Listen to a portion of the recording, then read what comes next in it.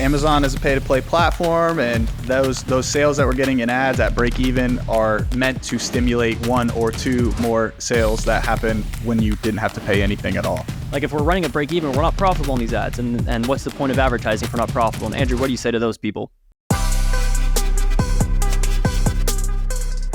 Welcome back, everybody, to That Amazon Ads Podcast.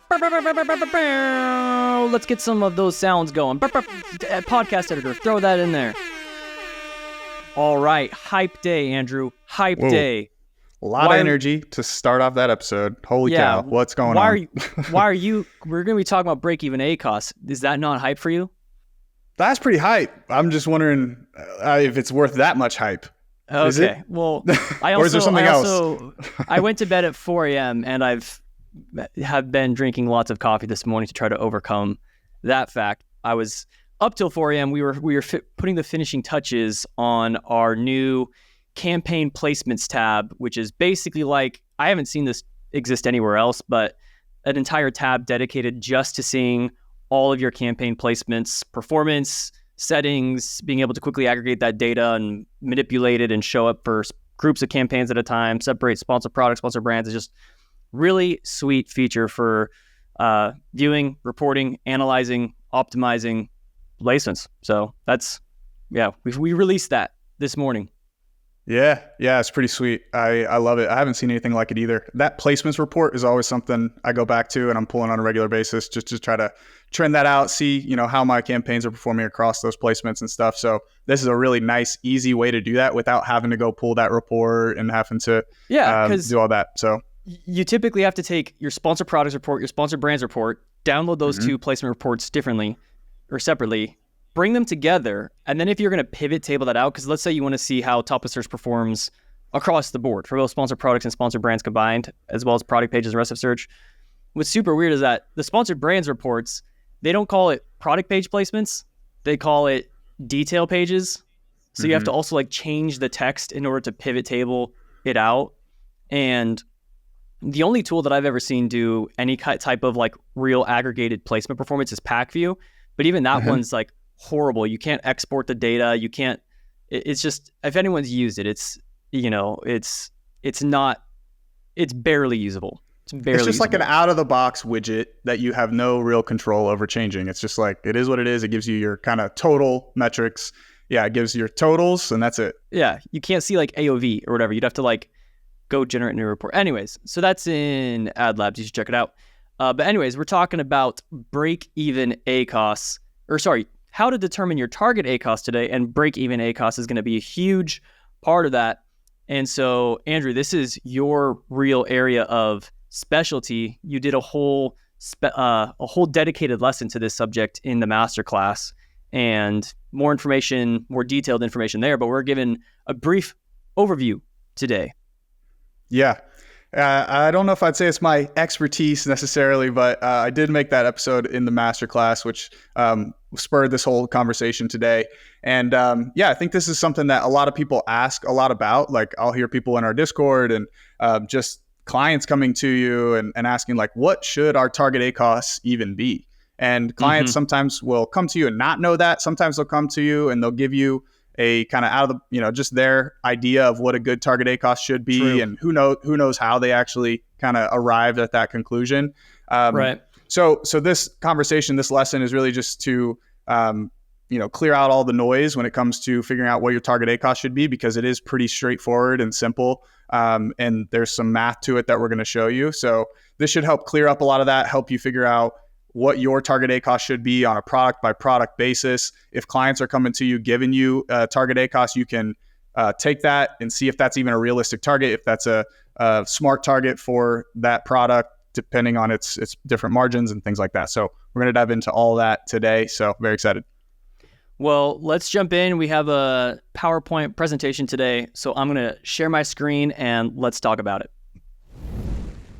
All right. So to frame all this up and help you figure out exactly how to determine your target ACoS, we're going to be using something. I actually didn't come up with this. I didn't create this. And somebody else coined this term, but they called it pre-ad profit per sale. I think Ad Badger was the first person that I saw post a video and call it that. I watched their video and learned basically everything I'm going to teach you. So I genuinely thought you came up with pre-apps. Oh, no, I didn't come up with that. Okay, I take back everything I said earlier. Yeah. Andrew's not the expert on the subject. No, just basically stole other people's content, learned from other people, basically like you're doing right now. So,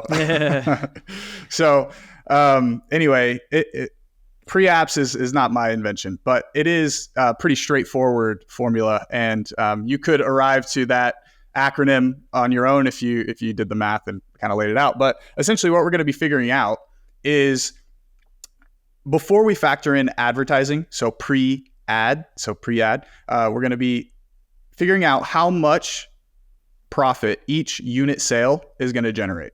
That's going to give us our pre-ad profit per sale. Pretty straightforward, sounds just like it. And how we're going to arrive to that is we essentially want to figure out how much we're charging for the product, so how much people are going to pay for it on Amazon, and we have to factor out all of our other costs, all of our other fees. And so that could look like your Amazon fees. So, Amazon has their referral fees. They have, if you're doing FBA, they have their inventory storage fees. There's some other fees that come up here and there for different things. And then you have your cost of goods sold. So your cost of goods sold, or your COGS, is going to be how much you paid your supplier, your manufacturer, for your products. And some people kind of look at this a couple different ways. You can look at it as like just the unit, the unit cost that you're paying, or you could look at it as like a landed cost is what it's called. So landed cost would basically take the price of that product, and you're figuring out on a unit by unit basis how much it costs you to not only purchase the individual unit, but also get that unit from the supplier to Amazon fulfillment centers. So that would factor in all of your shipping costs and stuff like that go into actually moving that inventory. And you can, figure out what that would be on a unit by unit basis. And then that would be included in your overall unit COGS. And so, if we think about it, it's just how much you're charging minus how much it costs you in order to get this product on hand. And then, do a little subtraction, and that gives you your profit margin, or your profit that's left over after all those fees are taken out. And so this is kind of what we're going to use to help figure out what our break-even ACoS is, because we're essentially trying to figure out how much we can afford to spend before we start to lose money on that product. So at what point, at how many dollars, or what percentage, ACoS percentage is it? At what point do we start to lose money with every single sale that we're getting? And so this pre-apps is the foundation of that, because that's going to, and we won't go too far into it, but it's going to basically represent how much you're able to spend. So this could be like your spend per acquisition. This target cost per acquisition. Max cost per acquisition. And so am I missing anything there? Is there anything you wanted to add on to that? Nope. I'll just throw in a quick example though. So it could be something like your selling price is $10, Amazon fees, everything charges you a couple bucks, and then maybe the cost to produce this product is $3. So you got a $10 product, minus 2, minus 3, you've got $5 left per unit in profit. And Andrew's saying that what we're about to dive into here is showing you how, when you consider that $5 profit margin, that is going to allow us to come up with some ideas around determining our target ACoS for our for advertising. So let's jump in here. Andrew, you've got some stuff around FBA versus FBM. What's going on here? Yeah, totally. So just wanted to call this out. We're going to be laying out a couple different distinctions that you need to be mindful of. If you're a seller, you're selling on Seller Central, then there's two different fulfillment methods that you can utilize, whether you're using FBA, Fulfillment by Amazon, where you're sending in the inventory to Amazon, and then they're handling all the shipping once customers purchase, and you're paying a bit of a fee for that. Amazon's charging you a percentage based on every unit.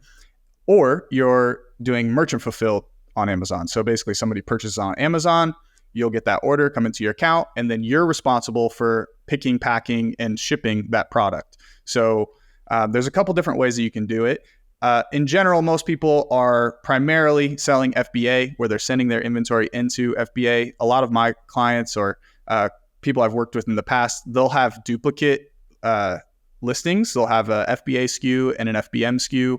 And so that way, if for whatever reason they ever run out of FBA inventory at Amazon, they'll have that backup FBM SKU that goes ahead and jumps in and starts winning the buy box in its place, so they can still keep generating sales and not lose that velocity. Now, your conversion rates are normally going to be a lot lower, FBM, due to the longer shipping times and additional shipping costs sometimes that Amazon customers will have to pay. But all that to be said, there's some distinction that you have to take into account between these two different fulfillment methods. So within FBA, we have product one listed as a fulfillment type FBA. We have the selling price of $20. Shipping, you're not paying any shipping because Amazon's fulfilling that. You're paying that in the Amazon fees, which was $6. And then you have that landed COGS cost of $4. So we're selling it for $20. Our overall pre-ad profit per sale is going to be $10 because we have $10 of fees in there minus our $20 selling price gives us $10 there. Now, once you've taken that into account, you got to look at FBM as well. So FBM is a little bit different in that you're going to have a little bit more margin because you're going to have less fees overall that Amazon's charging you. Instead of charging you that inventory fee and the shipping fee or whatever, they're only going to charge you the referral fee, which essentially just means that Amazon is referring that customer to you by you being on their platform. And so they take a little percentage of all the sales that happen. So with that example, you're still selling it for that same $20 price point. This time, the customer has to pay a little bit more in shipping. Let's just say it's $8. And then we have to factor in all of our costs, which are going to be the COGS, Amazon fees, a little lower in this case, and then the actual shipping. So let's just say we're charging $8 for the shipping, but it actually only costs us $6. So we build in a little $2 additional profit there. We could do that. And that brings our pre-ad profit per sale to $16. Now, that's just because we had a higher selling price ultimately when we factor in all the shipping, because typically customers going to pay the shipping. And it's going to be, there might be some wiggle room there in between the shipping price they pay and what it actually costs you, but it's usually relatively close. But since we don't have those Amazon fees and everything, we have a little bit more room to go. So our pre-ad profit is much higher, $6 higher in this case, in this example, which means, and we'll get into this, our break-even ACoS could be much higher, which means we could afford to spend a lot more given that we have more pre-ad profit on the table to actually spend with. Is that all making sense? Yep, that does make sense. But one thing here, and we just switched this table to clarify that this is shipping that the customer would be paying. If you are doing FBM and you're making the customer pay, that's where that would come in. But Andrew, you put in this example $8 shipping cost for a $20 unit.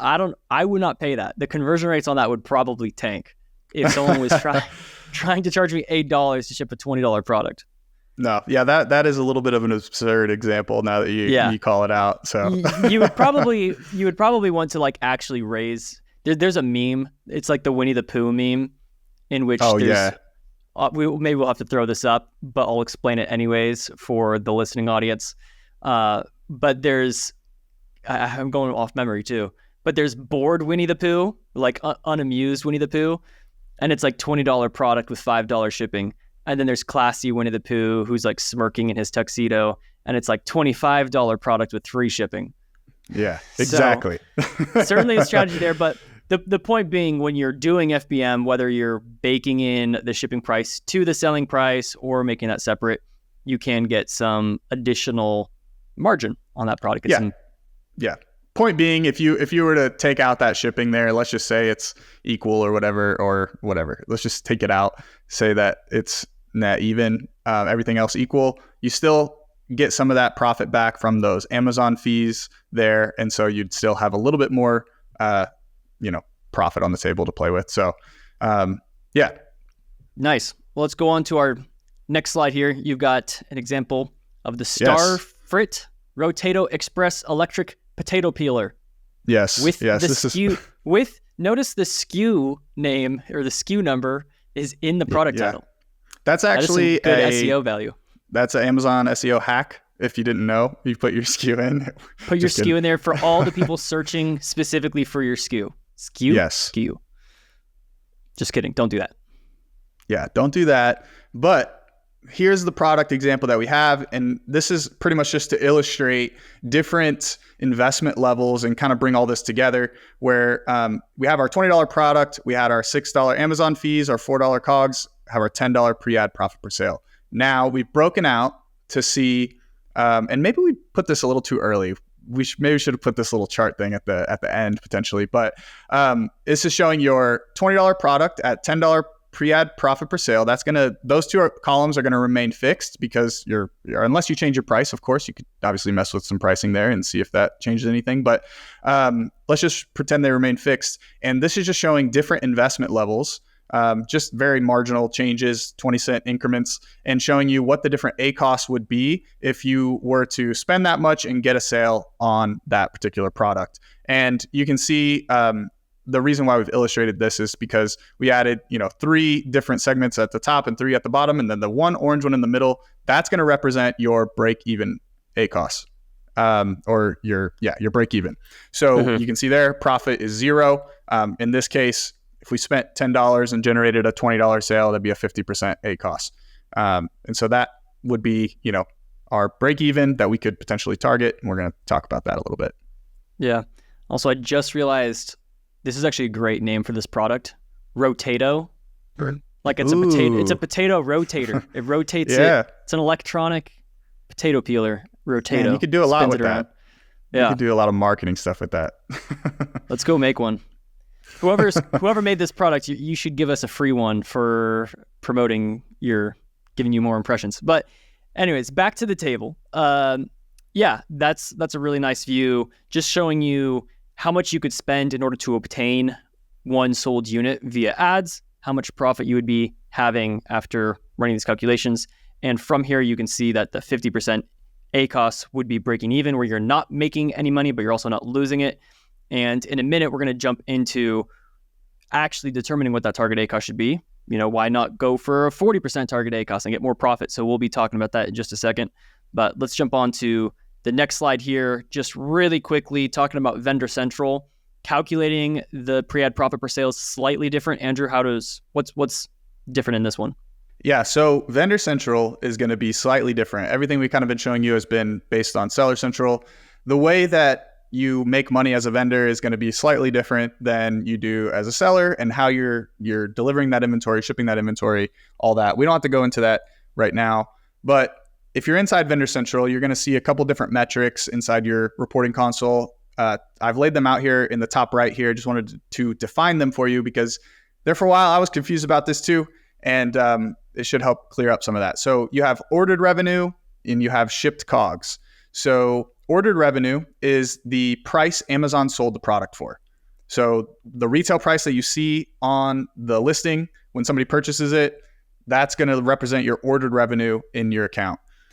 Now, there's this different thing in vendor called shipped COGS. So as a vendor, you, instead of selling your products directly to the consumer and housing the products at Amazon, instead you sell your products directly to Amazon at a wholesale price. And Amazon now owns that inventory and then sells it at retail price on their listing. You'll see this in the buy box on Amazon listings. If you ever see one that says ships and sold by Amazon.com, that means that brand is a vendor. Amazon owns that inventory. And just an important distinction to make. So how you make money as a vendor is your shipped COGS. So your cost of goods sold, this is what you're selling. This is the price you're selling to Amazon for. So this would essentially it would represent like your selling price in a Seller Central scenario. It's like, this is how much as a brand I sell the product for, whether it's to Amazon or the customer. Yeah, go ahead. Jump in with a super quick clarification, because this confused me when I got my first vendor account. But we're so used to seeing COGS, cost of goods sold, as like the cost of your production, manufacturing, all that kind of stuff. That's not what this is. It's speaking from Amazon's perspective. Amazon's saying, what are our cost of goods sold? Basically, how much did we pay to purchase these from? And then you yourself have your own cost of goods sold, which is the manufacturing and shipping from, if it was not domestic, wherever it's coming from. So that's the distinction there. Just throwing that in. Keep going. Yeah. No, that's really good.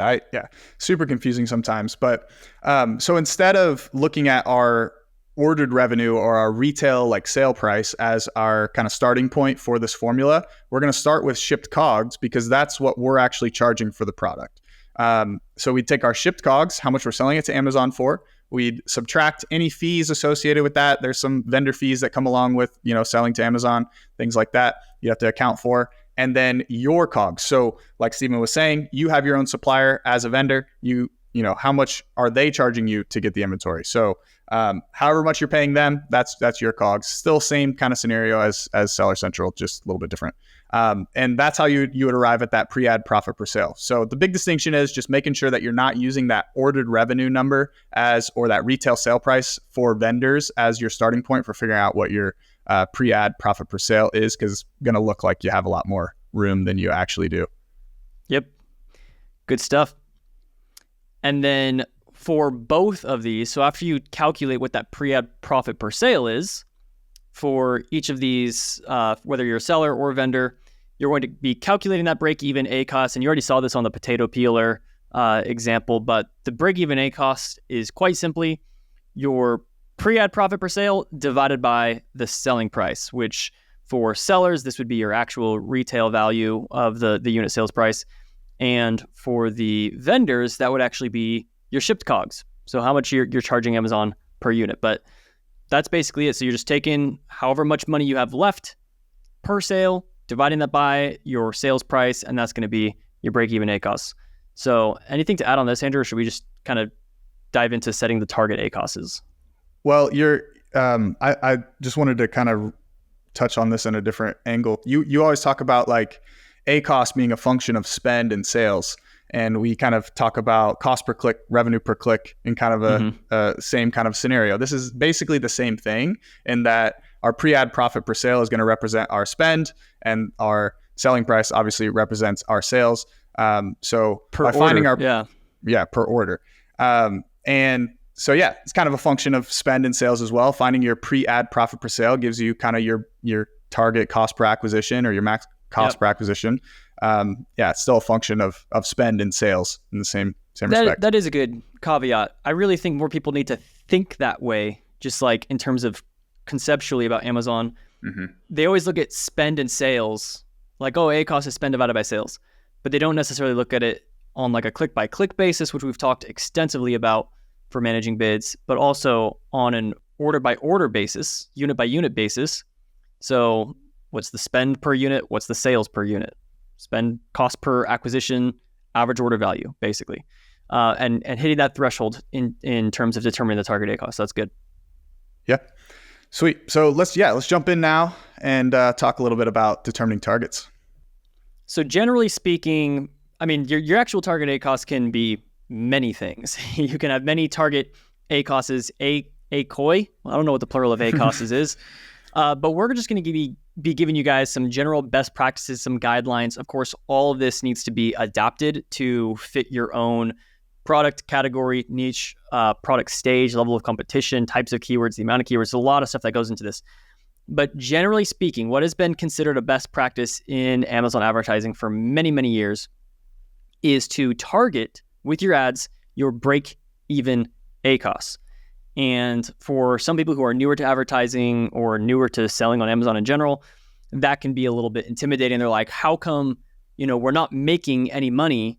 Like if we're running a break even, we're not profitable on these ads. And what's the point of advertising if we're not profitable? And Andrew, what do you say to those people? Yeah, valid point. But Amazon is a pay-to-play platform, and those sales that we're getting in ads at break even are meant to stimulate one or two more sales that happen when you didn't have to pay anything at all. Mm-hmm. Yeah, it's basically fuel for your organic ranking, and you're going to be making all of the profit on those organic sales, which you basically won't really get any organic sales or at least any serious volume on them without running these ads. And the purpose of going for break even is we've found that to be a pretty good, a pretty good balance between being aggressive and trying to set those bids as high as you can in order to get that sales velocity, generate those reviews, get the momentum going without actually losing money on the ads. So the purpose of that, of going for break even, is just to stimulate the organic growth, and that's where all of your overall profit for your business is going to come from. And we're just trying to get as many sales as possible, as much volume as possible within our break-even ACoS on the advertising side of things. So that's what that's what your overall account should be doing, like your whole advertising account. But then when you break into individual strategies and campaigns within that account, you may want to set that above or below break-even at times. Yeah, or even just to clarify, like per product, like you could, I guess you could look at this like from a total account perspective as well. Yeah. But then like in your account, you have a bunch of different products. Each one of those has different costs, different, different things like that. So yeah, so you want to drill into different products, and then within those products, I think then we start breaking into tactics and how we allocate across those different tactics, which I think you're going into right now. So yeah. But before we dive into that, Andrew, I just thought of something.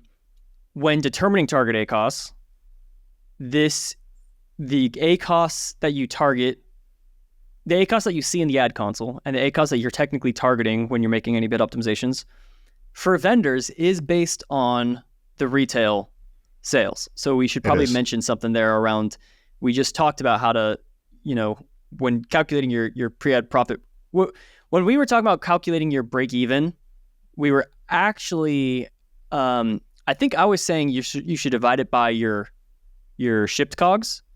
But maybe that was incorrect. Maybe it should be divided by your actual ordered revenue. Yeah, sales that's a price. good catch. Yeah, you would. Did I misspeak before? Because what I think so. Done, yeah, you would want it to be retail because everything is based on retail in the ad console. My bad. Yep. No, sorry, it's all guys. good. I That's missed why that Andrew's completely. the expert, not me. Yeah. So I was saying you should switch this to divided by your shipped COGS for vendors, but actually you would still keep the retail sales price in order to keep that ACoS consistent. Because otherwise, if you did divide by shipped COGS, if you did pre-apps divided by shipped COGS, you would actually get a metric that I've been calling with my clients your ACoS, your advertising cost of COGS. I like it. Yeah, so that would be your break-even ACoS, which unfortunately there's no reporting anywhere in the ad console for that stat. But yeah, well, also just on that, I mean, in your experience, have you noticed that all the vendor accounts that you work on, their ACoS is like significantly lower? Or like their targets are significantly lower. Usually the spread between shipped COGS to retail price is around 30 to 40%. The COGS are 30 to 40% cheaper than the retail price. So usually my target ACoS is going to be 30 to 40% below their actual break even per COGS. Yes. Yeah. Okay. Yeah. Same here. That's pretty much what we found seen with vendors in general. But yeah. Okay. So let's dig into like tactics. Talk about that a little bit. Yeah. So for brand defense campaigns, I'm usually a lot of people like to run these just at break-even ACoS as well. And it really depends on how much branded traffic you get. If you're a particularly large brand with a lot of conquesting happening, you'll probably get, so one of two things is going to probably happen with your brand defense. Number one, you're probably just not really trying to optimize your brand defense. You're just letting it do whatever. And maybe you're getting by with really low ACoS just naturally because your conversion rates are so high and your CPCs are naturally discounted.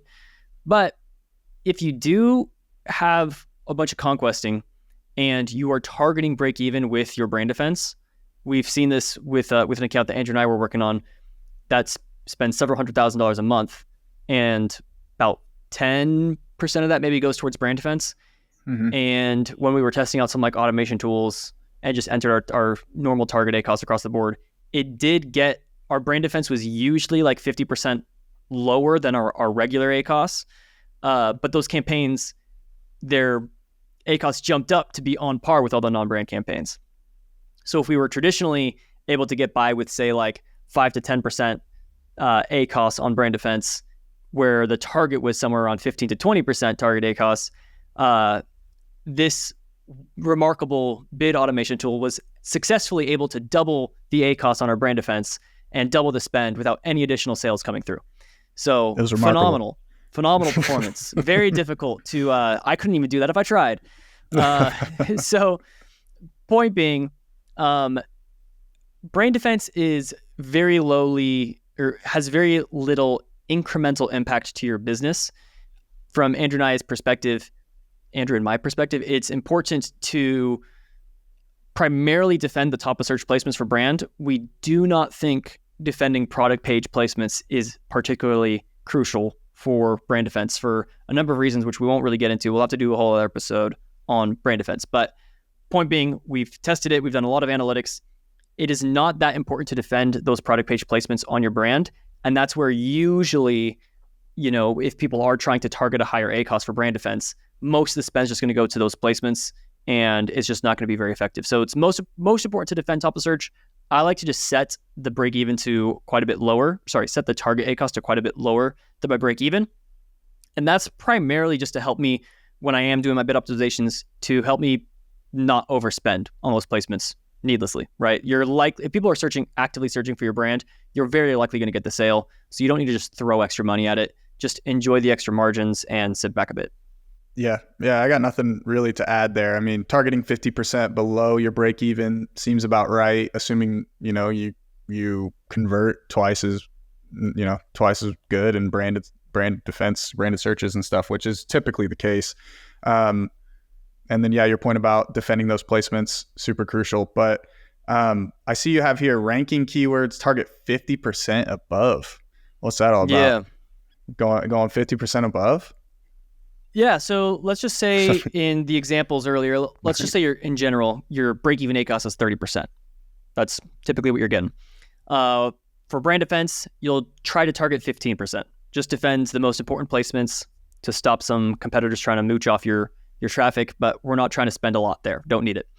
If you have other keywords, let's say you've got a big keyword list of 50 or so keywords that are higher volume keywords that are driving a lot of good traffic for you, that you really want to make sure that you're winning that ranking on. You can set the target ACoS to as high as 45% in order to really be focused on driving the overall organic ranking and total sales for this product. And I should say, kind of going back to this overall balanced, if you're targeting break even, whether that's for an individual product or an individual campaign or keyword or the whole account in general, the way to think about it is when you're targeting break even, if you target above break even ACoS, you are being more focused on sales growth and less focused on overall profitability and total margins. When you go below that break even, you are more focused on profitability and total net profit in your bank account and less so on growth. I probably should have started with that, but the thought just occurred to me now. So the reason why people typically advocate for break even is because it is striking that balance between growth-oriented sales and also profitability. And then when it comes to brand defense, ranking's not super important. So it's okay to be more profitable. So let's just, pull back. And then on a big portion of your ad campaigns that aren't super important for keyword ranking or whatever, your discoverability campaigns, your broad match keywords, all this other the big chunk of spend in your account, just focus on, breaking even and just go for that. And then for select keywords that are a little bit more important to grow that ranking on, you can set that target ACoS to 50% above that to be a little bit more growth-oriented, sales-oriented. And so that's a pretty good idea. The mistake that I see a lot of people do is when they do have ranking keyword campaigns, they just throw caution to the wind and do not try to optimize towards any ACoS at all. They just say, big bids, go. And the downside of that is you're just not going to get as good ranking when you're inefficient and you burn through your budget within 2 hours of the day because you set the bids too high and you're only able to get a small handful of orders. Whereas if you were optimizing towards a specific target, and maybe that ACoS came out as 200%, and you don't have any target in mind. You're just, I'm going to rank on these keywords. I don't care what the ACoS is. Spend. And you hit the whole budget. By 10 a.m., your campaign's paused. You spent you got a 200% ACoS. Whereas if you had actually targeted, say, 45, 50% target ACoS when your break even is 30%, you could have spread those dollars throughout more of the day and gotten more total sales at a better margin as well, in order to actually stimulate ranking even further. Because if you can get 10 times as many sales by spreading out that budget throughout the day, you're going to do much better. Yeah, that's a really good point. It's not always just about maximizing visibility when it comes to ranking on specific keywords, but we also have to factor in, the conversion associated with all that traffic that's coming through. So in your example, if you just pump a bunch of non-converting traffic to your listing really quickly early in the morning, then is that a better ranking strategy than you spent a lot and you got a lot of visibility, but Yep. which strategy is actually going to yield rank? I would lean more towards having consistent, steady, replicatable sales. So I like that. And yeah, I mean, your point about targeting break even being like that perfect sweet spot is really on the money, because I think that generally speaking, it allows us to, number one, gives us a starting point to work from.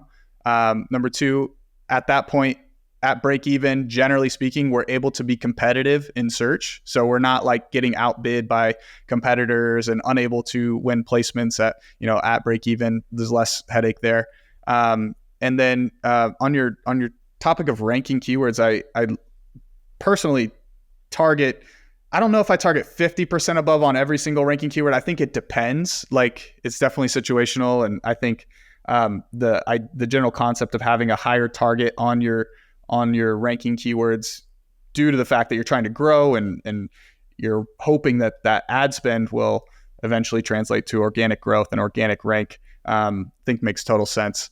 But I think, some cases you may find like you launch even, I don't know, I guess this is kind of off topic, but launch campaigns at break even and they're supposed to be ranking, and you see that, they're not getting discoverability, not getting visibility. Like, raise your targets, be willing to push a little bit further on those ranking keywords with that idea of trying to stimulate that organic growth. So, and then, I don't really have a whole lot else to add to this. Cool. Do you? I do. Yeah. Oh, okay. Let's hear what else you got. Yeah. So, like you were saying, you were saying that you don't know if you quite go up to 50% above for your ranking campaigns. I want to, throw in there, these are just, I kind of made these up. These are just general starting points. The ultimate determination from this is going to be, what you're really trying to do is your ACoS itself, your target ACoS, I should say, is really a decision that you're making, which is, what is my investment level? How much am I willing to invest in this product, this keyword? That's a strategic business decision, which if you're a brand owner, you need to determine that. If you're an ad manager, you need to be bringing this to the client in order to have these conversations with them and impress them with your ability to think through like strategy at this level with them. But there's two things that people, I think, usually do wrong with ads. Number one, they don't know how to set their target ACoS, which is a strategic decision of determining your investment level in a product or keyword. And number two, after they have determined their target ACoS, they don't know how to actually achieve it, right? They have a target ACoS, and the client's given them a target ACoS, and they just can't actually get there, or at least get good performance within that. Maybe they lose too many sales. Or they just tweak and tweak and tweak until it's like, I think that's 20% or whatever the target is. Yeah. And so everything that we have shown you in the previous like 48 episodes or however many we've done now, is most of what we've talked about is trying to actually maximize the total sales volume that you can get within that target ACoS. Because people say this all the time. They're like, oh yeah, I can get you the lowest ACoS in the world. I can get you 1% ACoS, but you're not going to get any sales. And that's true. And again, that's that's going way too far to the profitability side. But what's actually the hidden message behind that a lot of agencies are actually saying this all the time. They're saying they try to tell you that to the client to make it seem like your ACoS targets are too low, or maybe the client just wants to break even. They're saying that's too low, and you really should be spending a lot more. And I think the reason why people make that mistake or say that is probably an excuse because they are unable to actually maintain the same sales volume at the lower target ACoS. And I'm going a little bit off topic here, but I'm trying to highlight the fact that like after you determine your target ACoS, there's a lot of other stuff that actually goes into hitting that target and getting as many sales within that target as well. And that's what all of our other episodes are about. That's what Ad Labs is about. This topic right now is more just how do you make the strategic business decision for that target ACoS? And part of that is experimenting with hitting these different ACoS ranges. So maybe you start off with your ranking keywords. You're saying, okay, my break even's 30%. I'm going to target 45%. I'm going to see what kind of visibility we're able to get there, what kind of spend and sales volume we're able to get there. And let's just say that you're realizing there's a lot of traffic and you can actually get a ton of visibility at 45%, so much so that you're actually losing money. Like there's so much volume happening there that maybe it's consuming like 80% of your overall account spend, and it's way too much, and it's hurting your overall like ad cost of total sales. And then you might say, okay, clearly I can get a lot of sales volume here. I'm going to lower that from 45% to like 40% or maybe 35% and see like what kind of volume I can still get there. And if you come down to 40%, things are looking good. Your overall margins are getting better. And then you come down to 35% and then you lose all visibility. And now you're not spending at all. It's like, okay, cool. So somewhere in there in that 35 to 40% range is probably the sweet spot for these keywords that are a little bit more important for ranking. That should be my target. And now now that you have that, you've identified that. Now your goal is to tweak the keyword bids, the placement settings to get as much sales volume within that target ACoS, continue doing additional keyword research, etc. So yes, does that all make sense? I think that was some really needed context and good way to kind of sum what you were talking about up. I wasn't trying to call you out on the 50% above break even or nothing. I was just yes, you were. saying that's not what I've historically done. But also, and to that point, like even you may find that like when you do launch with that higher ACoS target and on your ranking stuff, you start spending, you start noticing that like, oh, I could target actually lower than that. Maybe your sales start coming in, below your actual target, and you're able to, decrease that a little bit and, pull back on some of the spend. You don't necessarily need to be targeting a 45 or 50% or something like that. But yeah, I think that's good. And then Andrew, you had one other bullet here around the top 1 to 3 keywords targeting 100% above break even. Oh, you calling me out for something you did? Just kidding. Yeah. I did. No, you already talked about it. You already talked about that, didn't you? No, I don't think I did just yet. I would recommend on occasion, you may have within your ranking keywords, you can have ranking campaigns that have all of your ranking keywords in there together, or you could have single keyword campaigns for your ranking campaigns. But there may be times where there are this doesn't apply to all brands or categories, but there are definitely some product categories which are so competitive, so saturated, and sometimes like all of the search volume is concentrated around just one keyword. Like I was working with a ping pong brand at one point, and ping pong balls. Oh yeah, was like this. 90% of total volume for that product. There's only so many variations. Like there was also tennis table balls or whatever, but like people were searching for ping pong balls. And then you've got like variations of like white, orange, this type of rating, this type of stuff. But that's not what people are typing in. Like 90% of the volume is concentrated around just that one keyword. And that's where like every single product is bidding on that keyword, And so for that one, because the CPCs were so competitive, that for a couple exclusive, extremely unique keywords, you may need to raise that target up to around like 100% break even, 100% above break even. So you're basically paying twice your profit in advertising spend in order to try to get a sale. But if you're not doing that, you're going to completely fall off the face of the SERP, the search engine results page with your organic ranking. So there may be some particularly exceptional keywords that do need that level of investment. And then your goal there is, especially, with products that are disposable or consumable or whatever, where there's a little bit of a lifetime value to the customer, you're hoping to maybe cross-sell or upsell, whatever, it can make sense to have that higher investment target as well. But you got to be careful when you're doing that. You have to also be considering how much total spend is going to these things, because that's going to be influencing your overall performance. You can spend $1 million a month at 200% ACoS on crazy important ranking keywords if you also have $8 million of spend going towards much more profitable keywords, right?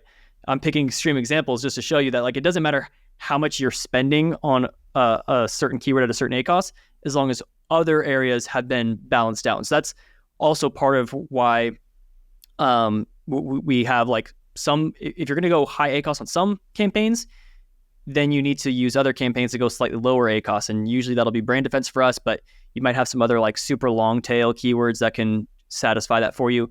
So that at the overall account level, when you're looking at the total business or an individual product, you're getting to around break even with your ads and then making up all the profit on the organic side. And now I have no other thoughts.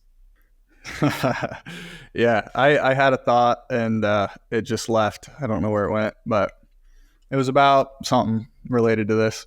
Table tennis rackets? No. Consumables? I got it. I know you had I got it. No, it was about ranking and target ACoS. So one thing I've done in the past is I'll have like campaigns that I launched a while back, built out, going good, and then I've identified some stuff I want to break out a little bit further. And it's like, oh, I want these keywords now to be broken out into their own ranking campaign so I can dial them in a little bit more. So whenever I did that, I started, so let's just say this first group of campaigns was targeting 30%. Whenever I launched the new ranking campaigns, I launched them with a higher target ACoS. So I set it at like 40% or 35% or something. It didn't have to be too much more in order for those new campaigns to like start winning placements over time. And a lot of the volume started to transition over to those ranking campaigns. And so I've had people ask that before, like, okay, if you're launching new ranking campaigns or if you're harvesting keywords, even like, how do you get them up to speed fast enough? And right. Utilizing a higher target whenever you're launching and everything is one way to do that. And one way I found to help transition that spend over kind of seamlessly. So yeah, one final thought there for everybody. Good. Yeah, I like it. So in summary of all the above, I do think that is an extremely important distinction to make, is that when determining target ACoS, there's two things at play strategically. Number one is determining your investment level in a product and whether you want to be more sales and growth oriented versus more profitability margin focused. And then the second element is actually being strategic in whatever that target ACoS is, being able to obtain that ACoS while maintaining sales volume. So that's the biggest challenge actually, is trying to get that. Don't just make the excuse of if you lower your ACoS and sales fall off a cliff. One of two things might have happened. Either number one, you did just set the wrong target ACoS and this space is more competitive than that, and you need to be more you need to have a higher target in order to stay competitive. Or number two, you did it wrong. Like, that's totally possible that what I see this happen all the time, where people, they lower their keyword bids, and all they do, because they're not messing with the campaign placements, when they lower their keyword bids, all they do is they lose all the top of search sales and then start spending exclusively on like product pages or something like that. And that's usually the biggest issue. So definitely check out our placements tab so you can get those deeper insights to see what is the ACoS at your total account level between top of search, product pages, and rest of search. What's the overall ACoS? What's the overall conversion rates? And then you can also see those broken out between sponsored products top of search versus sponsored brands top of search. So all that's super important. But I hope this information is helpful for you guys. If you have any questions, drop comments down below and we will answer them. Yeah. And if you want a calculator that'll just basically do this for you, you just plug in your numbers, let us know, drop a comment below, and maybe we'll release that to the public. We'll see. What do they say? Free calculator, and you'll make the Google sheet? Calculator feels like hard to spell. Maybe free tool. Free calc. Free tool. Free calc. Yeah, whatever. Just leave a comment. Yeah. I'll send it to you. All right, Andrew, send us out of here. All right, guys. Thanks so much for tuning in to this episode. We'll see you next week on That Amazon Ads Podcast. Peace. See ya.